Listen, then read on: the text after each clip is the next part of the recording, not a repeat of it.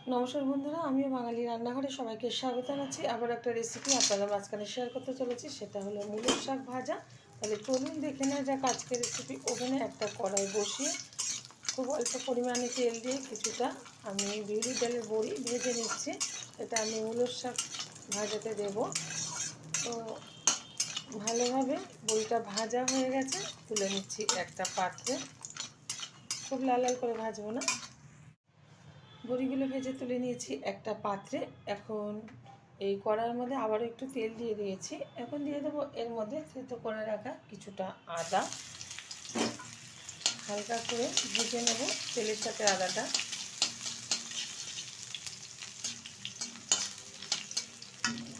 তেলের সাথে আদাটা হালকাভাবে ভেজে নিয়েছি। এখন দিয়ে দেবো কুচিয়ে রাখা বেগুন আর কাঁচা লঙ্কা কিছুটা।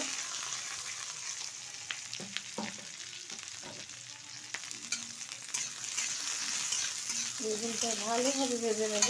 দিয়ে দিচ্ছি 1 চামচ হলুদ গুঁড়ো,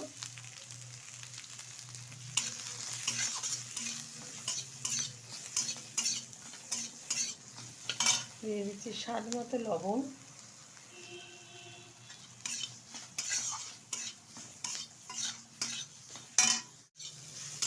বেগুনটা ভালোভাবে আমার ভাজা হয়ে গেছে। আর এইদিকে কিন্তু মূলোর শাকটা ভালোভাবে কুচিয়ে ধুয়ে পরিষ্কার করে নিয়েছি।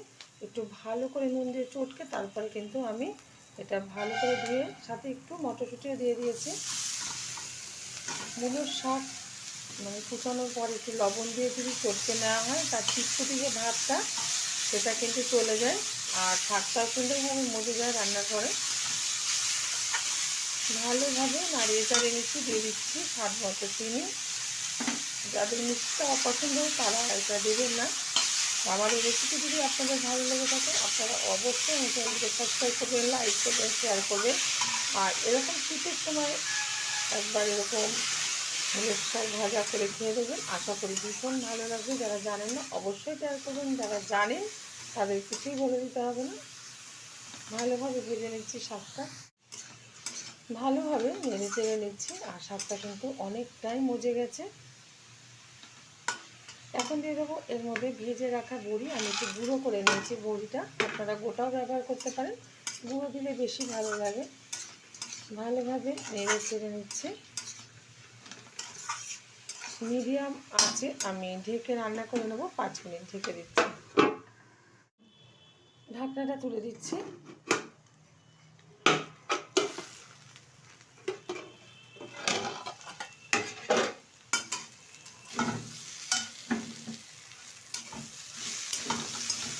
শাকটা কিন্তু খুব সুন্দরভাবে হয়ে গেছে। দেখতে দিচ্ছি আমি, মটরশুঁটিগুলো কিন্তু সুন্দরভাবে সিদ্ধ হয়ে গেছে। নামিয়ে ঢেলে দেবো একটা পাত্রে। দেখা হবে পরের ভিডিওতে নতুন কোনো রেসিপি নিয়ে। ধন্যবাদ।